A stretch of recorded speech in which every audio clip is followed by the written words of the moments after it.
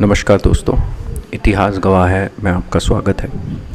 We were talking about American revolution and जैसा कि मैंने कहा, एक हिस्ट्री स्टूडेंट होने के नाते हमें यह समझना बहुत ज़रूरी है कि अक्रॉस द वर्ल्ड क्या क्या मेजर इवेंट्स हुए, क्योंकि बार बार जैसे हम ये कहते आए हैं कि history is understanding of change, developing a critical view of how some events unfolded and what were the key reasons, developing an ability to look at events from different angles and then making our own decisions, making our own opinions, viewpoints। वो सब करने के लिए हम सब लोग free हैं, पर एक इन्फॉर्म्ड ओपिनियन बनाना अच्छा इसलिए होता है क्योंकि फिर हमको लोग भड़का नहीं सकते, हमको लोग गलत बातें नहीं बता सकते, हमको लोग गलत रीजंस नहीं बता सकते हैं। तो हम उसी प्रोसेस को आज कंटिन्यू करेंगे in case of American revolution. तो आज हम दो तीन चीज़ें बड़े बड़े टॉपिक क्विकली डिस्कस करेंगे। तो पहला तो just the importance of American revolution. ये एक बहुत इम्पॉर्टेंट इवेंट है in the current history of the world, और इसके कारण बहुत अलग अलग जगह पर इंस्पिरेशन आइडियाज़ फैलेंगे और भी इवेंट्स अनफोल्ड होंगे।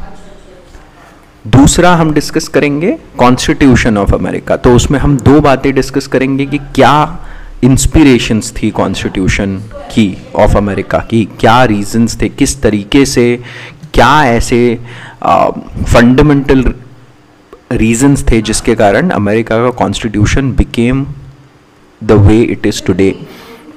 और फिर हम उस कॉन्स्टिट्यूशन के कुछ सेलिएंट फीचर्स को डिस्कस करेंगे। और आज का एपिसोड हम ये तीन बातें डिस्कस करके समाप्त करेंगे। तो चलिए शुरू करते हैं। Importance of American revolution, American क्रांति, अमरीकी क्रांति का महत्व।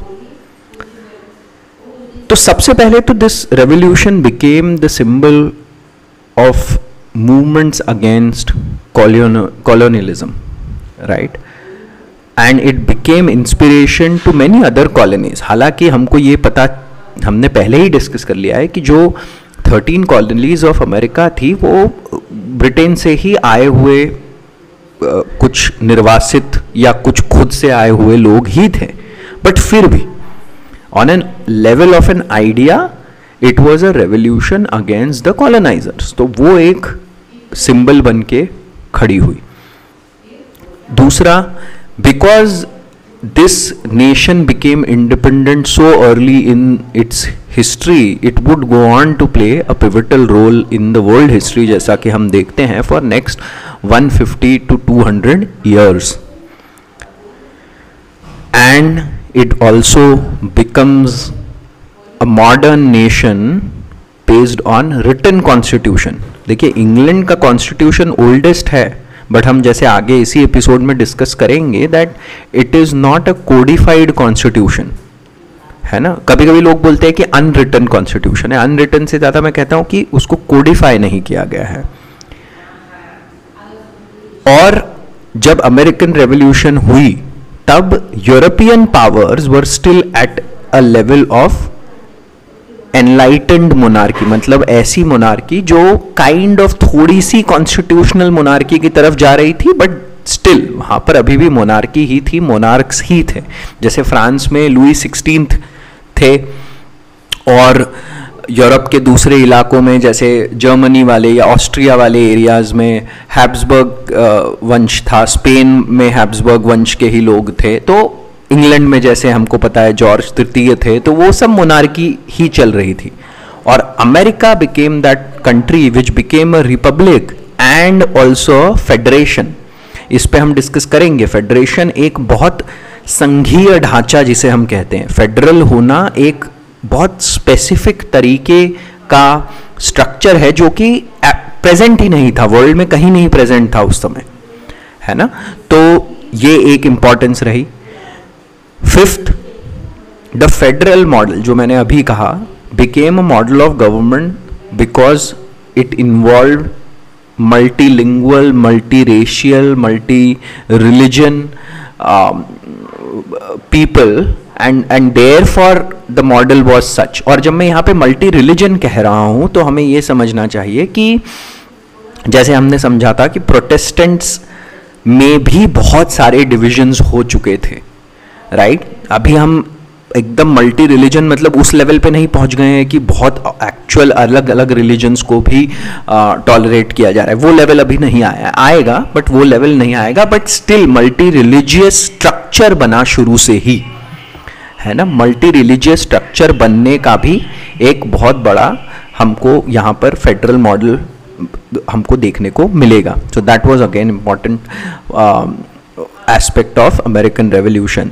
देन सिक्स्थ फंडामेंटल राइट, जैसा मैंने कहा बहुत बड़ा emphasis went on human and individual freedom and human and individual right. They got a huge emphasis. Seventh, although it was a limited franchise, अभी adult suffrage मतलब सबको वोट देने का अधिकार नहीं मिलेगा, बट स्टिल इन प्रिंसिपल जो आगे चल के जिस प्रिंसिपल को बार बार रेफर किया जाएगा, in principle the emphasis was put on People's sovereignty, People's ability to choose. मतलब जो कॉन्स्टिट्यूशन है उसकी शुरुआत ही we the people of the United State से होती है, तो वी द पीपल, है ना? तो ये इन प्रिंसिपल हो गया. अब इस प्रिंसिपल को रेफर करके आगे चलते जाएगी कहानी और एक्सपैंड होते जाएगा वी द पीपल का मीनिंग, है ना? तो वही आगे चल के फिर अडल्ट सफरेज बनेगा, जैसे अफ्रीकन अमेरिकन को वोटिंग राइट्स मिलेंगे, विमेन को वोटिंग राइट्स मिलेंगे, तो ये सब आगे चल के होते जाएगा. And then it had a tremendous impact on Europe. जैसा कि मैंने आपको कहा था कि मिडिल क्लास शांति से एक तरीके से अच्छा भी फील कर रहा था, because this was a revolution of middle class against monarchy.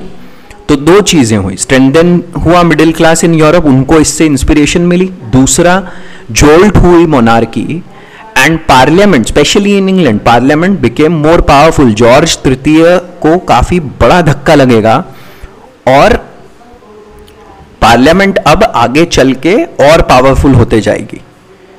And तीसरा, वैसे मैंने कहा था यहाँ पे जो सैनिक सपोर्ट करने आए थे फ्रांस लुई 16 ने आर्मी भेज दी यहाँ पर, तो वो सपोर्ट करके जब वापस गई तो वो इंस्पायर्ड लौटे, वो भी अपने मन में, क्योंकि मिडिल क्लास है कौन? ये आर्मी जो नौकरी करने वाले, नौकरी पेशा करने वाले, जो मोनार्की के लिए जॉब कर रहे हैं, वही लोग फॉर्म हो रहे हैं मिडिल क्लास, तो वो ही इंस्पायर्ड होके पहुंचा. तो इस तरीके से यूरोप पे भी अमेरिकन रेवोल्यूशन का बहुत बड़ा इंपैक्ट आया. And finally liberalism and nationalism. अच्छा, लिबरलिज्म आपको कभी भी कोई बोले तो आपको ये समझना है कि it's a middle class world view. ये हमने पहले भी इनलाइटनमेंट के टाइम भी थोड़ा सा डिस्कस, थोड़ा नहीं अच्छे से डिस्कस किया हुआ है एक्चुअली. मतलब लिबरलिज्म मतलब पॉलिटिकल व्यू क्या है? रिप्रेजेंटेटिव गवर्नमेंट, है ना? नो टैक्सेशन विदाउट रिप्रेजेंटेशन, ये जो है ये लिबरल पॉलिटिकल व्यू है. इकोनॉमिक लिबरलिज्म में इकोनॉमिक व्यू क्या है? Free trade economics. और सोशल एंगल क्या है इसमें? इंडिविजुअल फ्रीडम पे एम्फेसिस. ये है लिबरलिज्म, है ना? तो ये एक बहुत बढ़ चढ़ के आगे आया अमेरिकन रेवोल्यूशन के थ्रू. और नेशनलिज्म, और नेशनलिज्म में भी देखिए नेशंस फॉर्म हो गए थे जैसे हमने पहले कहा, but these nations still had monarch, राजा के नेशन थे. जैसे लुई 14 ने कहा आई एम द स्टेट, मैं खुद ही राज्य हूं, मैं ही स्टेट हूं, है ना? तो अब बात वहां से आगे बढ़ के जनरल विल, जनता की ओर जा रही थी. तो आधुनिक राष्ट्रवाद का जन्म हुआ अमेरिकन रेवोल्यूशन के साथ. तो ये 8 से 9 पॉइंट्स हमने डिस्कस करे. Liberalism, modern form of nationalism, limited franchisee and extension of that limited franchisee later on, fundamental rights पे emphasis, federal model of government, इसका यूरोप पे इम्पैक्ट, रिटन कॉन्स्टिट्यूशन, है ना? तो ये सारी चीजें एक अमेरिकन रेवोल्यूशन के इम्पोर्टेंस को अंडरलाइन करती हैं. लिमिटेशंस भी थी, हमेशा होती हैं, हमेशा. हम किसी भी चीज को एक एंगल से नहीं देख सकते. है ना। एज अ स्टूडेंट हमको लिमिटेशंस पे भी और इम्पोर्टेंस पे, तो लिमिटेशंस क्या थी, of course lower classes and women were still unrepresented, है ना, उनको कोई रिप्रेजेंटेशन नहीं मिला और बहुत समय लगेगा, है ना। Slaves were still not free, अब ऑलमोस्ट 100 ईयर्स आगे लगेंगे और फिर और 100 ईयर्स लगेंगे फॉर कंप्लीट फ्रीडम, है ना। तो बहुत जर्नी बाकी है अभी। तो ये दो बहुत बड़ी लिमिटेशंस हैं जो अमेरिकन रेवोल्यूशंस की हमें देखने को मिलती हैं। चलिए, अब ये समझ लेने के बाद अब समझते हैं कि what were the factors that inspired American constitution. So now because we know कि these people were of British origin ultimately, तो ब्रिटेन के कॉन्स्टिट्यूशन का तो इस पे इम्पैक्ट आना ही आना है। तो उसके लिए थोड़ा सा एक बार हम ब्रिटेन के कॉन्स्टिट्यूशन की मतलब बहुत ब्रीफ में एक समझ बनाते हैं। और ये दोनों की ज़रूरत इसलिए भी है, ब्रिटेन और अमेरिकन कॉन्स्टिट्यूशन समझने की, कि उससे आगे चल के आपको इंडिया के कॉन्स्टिट्यूशन में बहुत सारे एस्पेक्ट्स अप्रिशिएट करने को समझेंगे। मतलब कि because we did borrow a few things from here, few things from there, a number of different places, right. तो वो आपको समझ में आएंगे। अच्छा, ब्रिटेन का कॉन्स्टिट्यूशन इवॉल्व्ड ओवर 1000 ईयर्स, है ना, and still remains an uncodified constitution. And देखो, इसमें बहुत इंपॉर्टेंट और मतलब बहुत बड़ी बात यह है कि despite being uncodified, it has seen numerous crest and trough, seen through monarchy, constitutional monarchy, democracy, ये सारे फेजेस से गुजरा है। तो ये एक अचीवमेंट है इन इटसेल्फ, है ना। तो शुरुआत कहां से हुई थी? किंग जॉन ऑफ इंग्लैंड ने मैग्ना कार्टा, है ना, पहले नॉर्मन इन्वेजन हुआ, वहां से बात बढ़ी। Norman invasion around 11th century में 1065 के अराउंड हुआ, और फिर वहां से बात आगे बढ़ते बढ़ते मैग्ना कार्टा तक आई। मैग्ना कार्टा में कहा गया कि किंग मतलब किंग टैक्स लगाने से पहले एक काउंसिल, कॉमन काउंसिल की सलाह लेगा, और वो कॉमन काउंसिल ही आगे चल के फिर पार्लियामेंट का फॉर्म लेते गई, है ना। Fair trials, to free church from state, to decide taxes, इसके लिए किंग काउंसिल लेगा। उसके बाद एकदम से हम थोड़ा एक जंप मार के आते हैं ग्लोरियस रेवोल्यूशन का, जो हमने ऑलरेडी डिस्कस किया था, जिसमें जेम्स सेकंड को डिथ्रोन किया जाता है और फिर बिल ऑफ राइट्स पास होता है 1689 में। तो parliament gets right to approve of taxes. तो जनता ने, जैसे मैंने कहा, अपना पूरा विश्वास पार्लियामेंट में रख देती है ब्रिटेन की जनता। तो पार्लियामेंट की पावर अब धीरे धीरे धीरे करके बढ़ने लगेगी ब्रिटेन में। और फिर अमेरिकन रेवोल्यूशन में हमने देखा, जो मैंने कहा, जॉर्ज थर्ड की अथॉरिटी पे बहुत बड़ा इंपैक्ट आएगा और पार्लियामेंट वहां से और पावरफुल होगा। और फिर तो आगे चल के से तो सिचुएशन ये आ जाएगी कि एक सेइंग है इंग्लैंड में कि a king can do no wrong, और वो इसलिए क्योंकि उसके पास कुछ पावर ही नहीं है करने की, है ना। तो वहां कहां से शुरू हुआ था और कहां तक ये जर्नी चलते गई 800, 900, 1000 सालों में।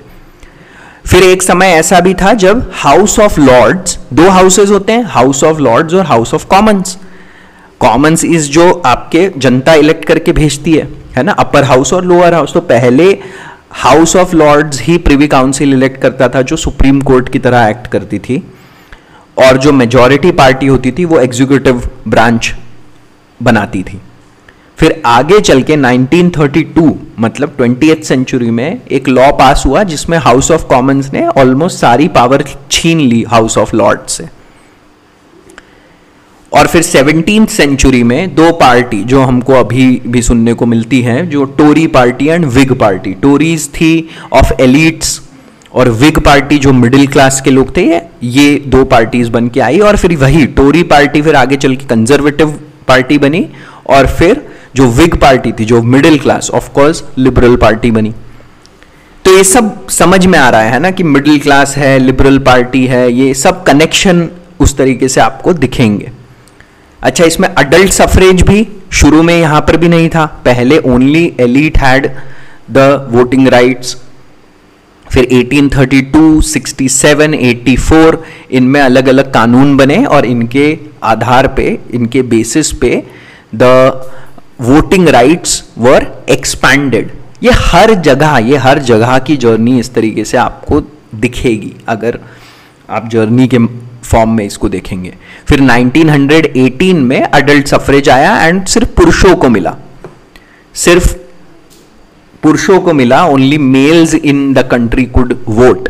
एंड देन 1928 में women could also now vote. तो फिर फाइनली पूरा एक्सपांड होके अडल्ट सफरेज मतलब everyone of above a certain age could vote. तो ये सारी चीजें हमको एक इंस्पिरेशन के फॉर्म में अमेरिकन कॉन्स्टिट्यूशन में कहीं ना कहीं कुछ ना कुछ देखने को मिलेगा थ्रू ब्रिटिश कॉन्स्टिट्यूशन। दूसरा जो अमेरिकन कॉन्स्टिट्यूशन का एक जो बेसिस बना वो था federal versus non federal model. और उसका मतलब क्या है, देखिए कैपिटलिस्ट जो लोग थे, पूंजीपति जो लोग थे अमेरिका में, उनकी इच्छा थी एक कि फेडरल गवर्नमेंट बने so that it could protect their businesses from European capitalist. But जो स्मॉल मर्चेंट्स थे, लैंड ओनिंग क्लास था, लोअर क्लासेस थे, उनको क्या लगा कि federal government could use police and army to forcefully impose high taxes on us. तो ये बहुत ज्यादा टसल हुई, और टसल होने में क्या हुआ, finally in the Philadelphia Congress federalist one. तो फेडरल स्ट्रक्चर अडॉप्ट किया गया, but with in 2 years of implementation of constitution in 1789, 1791 में 10 fundamental rights were also implemented so that जो दूसरा साइड था, जो नॉन फेडरल वाले साइड था, उसको फंडामेंटल राइट्स का बूस्ट देके बैलेंस किया जाए, उनके डरों को भी ध्यान में रखा जाए।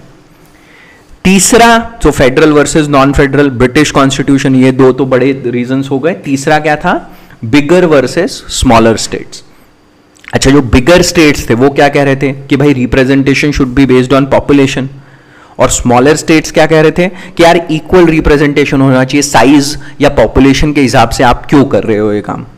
और इसी कारण से देयर आर नाउ 2 हाउसेस, है ना। जो अपर हाउस है वो सीनेट है, उसमें हर स्टेट से 2 रिप्रेजेंटेटिव्स है, तो उसमें इक्वालिटी वाला कॉन्सेप्ट आ गया कि सबको बराबर ट्रीट हो रहा है। और लोअर हाउस है वो बेस्ड ऑन पॉपुलेशन है, वो है हाउस ऑफ रिप्रेजेंटेटिव्स। तो ये है यूएस कांग्रेस में 2 हाउसेज हैं, upper house which is senate and lower house which is house of representatives. Lower house is based on population, upper house is equality, जिसमें हर state से 2 सेनेटर चूज होकर जाते हैं। चौथा क्या हुआ, free states versus slave states. देखिए northern part of America, मतलब यूएसए के ही जो नॉर्दर्न पार्ट के स्टेट्स थे उनमें से स्लेवरी पहले ही हट गई थी, बट जो सदर्न स्टेट्स थे उनमें अभी भी स्लेवरी थी। तो अब उन्होंने कहा कि भाई पॉपुलेशन के बेसिस पे इनको भी काउंट होना चाहिए, जो हमारे साथ जो अभी हमने प्लांटेशंस हैं उन पे जो लोग काम कर रहे हैं, जो दास व्यवस्था थी उसमें जो लोग काम कर रहे हैं। तो फिर क्या हुआ कि प्रत्येक दास को 3/5 पर्सन माना गया, 0.6, है ना। अब देखिए ये आपको समझना होगा कि this was definitely a gross limitation of the constitution. ये तो बहुत बड़ा डिस्कशन है और ये हमेशा से ही होता आया है ना। तो ये एक और बहुत बड़ी इशू बनी जिसके कारण से कॉन्स्टिट्यूशन में ये सब चेंजेस और जिस तरीके से बिल्ड हुआ। 5वां, मॉन्टेस्क का आपको याद है आइडिया, सेपरेशन ऑफ पावर, कि तीनों इसमें पावर का सेपरेशन होना चाहिए, जुडिशरी, एग्जीक्यूटिव एंड लेजिस्लेचर, इन तीनों में पावर्स का सेपरेशन होना चाहिए। और एक और मजेदार इंपैक्ट बताता हूं, वो है law of gravitation. And now suddenly you will be like wait what is happening, law of gravitation कहां से आ गया यहाँ पे? जी हाँ, लॉ ऑफ ग्रेविटेशन आ गया यहाँ पे। और कैसे आ गया? क्योंकि आपको याद होगा कि एनलाइटनमेंट के प्रिंसिपल्स पे ही बेस्ड है ये। क्या थे कि रैशनलिज्म, हर जगह कोई ना कोई रूल्स गवर्न करेंगे, है ना। तो पॉलिटिकल साइंस, ये साइंस वर्ड कहां से आया है? आप देखेंगे ये इसी जमाने में लिखी गई बहुत सारी किताबों में पॉलिटिकल साइंस जो है, इट्स साइंस ऑफ पॉलिटिक्स, कि वहां पे भी इस तरीके से रूल्स होंगे जो गवर्न करेंगे। तो वहां पे एक जो रूफस किंग थे, जो मैसेच्यूसेट्स के एक रिप्रेजेंटेटिव थे, फेडरलिस्ट पेपर्स करके यहाँ पर पॉलिटिकल साइंस हमको बहुत रेफरेंस मिलता है। तो मैसेच्यूसेट्स के ये लोग ये जब रिप्रेजेंटेटिव थे तो इन्होंने एक कन्वेंशन में जो स्पीच दी थी उसमें क्या बोले, we can not abolish the states and consolidate them into one government, let our government be like solar system. सुनिए ध्यान से, let our government be like solar system, general government be the sun, states be the planets that are attracted as well as repelled and moving harmoniously around the sun। तो law of gravitation का reference लेके बताया गया है कि कैसे balance में है, उसी तरीके से हमारा पॉलिटिक्स भी होना चाहिए, है ना। तो ये बड़ी मजेदार रेफरेंस है और मैं चाहता था ये यहां पर लाना, बिकॉज मैं एम्फेसाइज करना चाहता हूं कि जो एनलाइटनमेंट के प्रिंसिपल्स थे वो हमने देखा सब जगह परवेड करे, हर जगह लोग इंस्पायर्ड हुए और उनको लाने की कोशिश की गई कि पॉलिटिक्स, सोसाइटी, हर जगह हम रूल बेस्ड लाएं, रैशनलिज्म का हम लोग लाइक एम्फेसिस देखते हैं। तो अब क्विकली डिस्कस कर लेते हैं 3 से 4 या 5 features of constitution of America. ये सब समझ लिया हमने, इंपॉर्टेंस ऑफ अमेरिकन रेवोल्यूशन समझा, इंस्पिरेशन फॉर अमेरिकन कॉन्स्टिट्यूशन समझा, और अब हम कॉन्स्टिट्यूशन ऑफ अमेरिका के 2-4 सेलिएंट फीचर्स डिस्कस करेंगे। तो सबसे पहले तो अंडरस्टैंडिंग बिटवीन 13 कॉलोनीज। देखिए ये 13 के 13 याद है आपको, सबके अलग अलग गवर्नर होते थे, तो ये लोग सब 13 के 13 अलग नेशंस की तरह टेबल पे डिबेट कर रहे थे, आर्ग्यूमेंट्स पे, काउंटर आर्ग्यूमेंट्स पे बहुत ज्यादा, मैंने सुना है कि बहुत हीटेड आर्ग्यूमेंट्स होते थे ये, है ना। और इसलिए अमेरिकन कॉन्स्टिट्यूशन को कोडिफाइड कर दिया ताकि आगे कॉन्फ्लिक्ट्स ना हो, क्योंकि ये सब स्टेट्स अपने अपने अलग एंटिटीज बन के ये डिस्कशन में शामिल हो रहे थे। फिर दूसरा, बहुत लार्ज ज्योग्राफिकल साइज है यूएस का ब्रिटेन के मुकाबले, इसलिए फेडरल स्ट्रक्चर लाया गया कि स्टेट के पास पावर्स हैं, ऐसी पावर्स भी हैं कि वो मना कर सकते हैं। जैसे हम कोरोना के टाइम पे देखते हैं कि फेडरल गवर्नमेंट ने कुछ इशू करा कि भाई मास्क लगाना जरूरी है, तो कुछ स्टेट्स ने बोल दिया कि नहीं, हमारे यहाँ लगाना जरूरी नहीं है। फ्लोरिडा जैसे एक स्टेट था, टेक्सास था, वहां पर बड़ा वो हुआ था बवाल। तो अभी भी कॉन्स्टिट्यूशन स्टेट्स के पास में ऐसी पावर्स देता है। क्यों, फिर से बता रहा हूं, क्योंकि ये अपने अपने इंडिपेंडेंट अलग अलग एंटिटीज के रूप में काम करने के लिए आए थे। इंडिया के कॉन्स्टिट्यूशन में ऐसा नहीं देखने को मिलता है, और उसका रीजन है वो मैंने जो हमारी मॉडर्न इंडिया की सीरीज है उसमें एक पूरे एपिसोड में यही डिस्कस किया है। और फिर जो तीसरा एक एस्पेक्ट था वो था coordination between free and slave states. Slave states मतलब जहां स्लेवरी अभी भी थी, जो मैंने वो 3/5 वाला रूल बताया था वो था। एंड देन जो मैंने पहले भी कहा, huge emphasis on securing fundamental rights, बहुत बड़ा एम्फेसिस डाला गया फंडामेंटल राइट्स पे। एंड फाइनली जो पार्लियामेंट्री फॉर्म ऑफ गवर्नमेंट होता है ना, जो, और ये पार्लियामेंट्री फॉर्म ऑफ गवर्नमेंट नहीं है यूएस में, पार्लियामेंट्री फॉर्म ऑफ गवर्नमेंट में डेली अकाउंटेबिलिटी होती है ना। जैसे अविश्वास प्रस्ताव जब ले आता है ऑपोजिशन, उसका मतलब होता है कि ऑपोजिशन को लग रहा है कि यार जनता का विश्वास खत्म हो गया है तुम में, इसलिए अविश्वास, कि तुम्हारे रिप्रेजेंटेटिव्स का विश्वास, जनता का विश्वास जो है वो खत्म हो रहा है, डेली अकाउंटेबिलिटी है। प्रेसिडेंशियल फॉर्म जो कि यूनाइटेड स्टेट्स है, उसमें दोनों पे ध्यान दिया गया है कि स्टेबिलिटी एंड अकाउंटेबिलिटी। जैसे प्रेसिडेंट जब इलेक्ट हो जाता है यूनाइटेड स्टेट्स में, उसको हटाना बहुत मुश्किल है, इम्पीच करके ही हटाया जा सकता है, और 1-2 और तरीके हैं, बट उसके अलावा नहीं हटाया जा सकता, है ना। तो इसलिए प्रेसिडेंशियल फॉर्म, क्योंकि स्टेबिलिटी एंड अकाउंटेबिलिटी दोनों की दरकार समझी उस समय जो लोग कॉन्स्टिट्यूशन डिस्कस कर रहे थे, जो कॉन्स्टिट्यूशन बनाने में अपनी कंट्रीब्यूशन कर रहे थे। तो ये हो गए 3 से 4 कुछ salient features of constitution of America. अब इसके बाद जो एक चैप्टर और बाकी है वो है अमेरिकन सिविल वॉर, क्योंकि ये एक बहुत ही, जैसे मैंने आपको लिमिटेशंस जो बताई थी, उन लिमिटेशंस को बहुत बड़े हद तक इसके दौरान एड्रेस किया जाएगा। एंड जैसा कि आप लोगों को शायद पता होगा, इसमें अब्राहम लिंकन एक बहुत बड़ा और पिवटल रोल प्ले करेंगे, and that is what we will be discussing in the next episode. सुनने के लिए आपका बहुत बहुत धन्यवाद। अंटिल नेक्स्ट टाइम, जय हिंद।